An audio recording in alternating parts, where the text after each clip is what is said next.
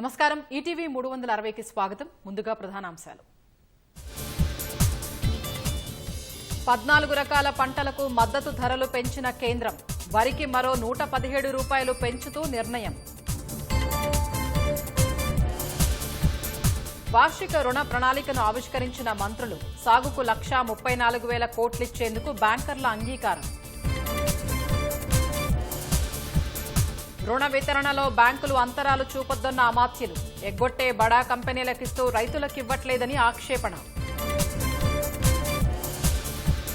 ప్రాంతీయ రింగ్ రోడ్డుకే సర్కారు ప్రాధాన్యమన్న కోమటిరెడ్డి. RRR పరిధిలో ఫార్మా, ఏఐసిటీలు నెలకొల్పుతామని ప్రకటన. ఛత్తీస్గఢ్ విద్యుత్ ఒప్పందంతో రాష్ట్రంపై అదనపు భారం. జస్టిస్ నరసింహారెడ్డి కమిషన్కు వివరించిన నిపుణులు. లైంగిక దాడుల ఆరోపణలతో భూపాలపల్లి ఎస్ఐపై వేటు. సర్వీసు నుంచి తొలగిస్తూ ఐజీ రంగనాథ్ ఉత్తర్వులు.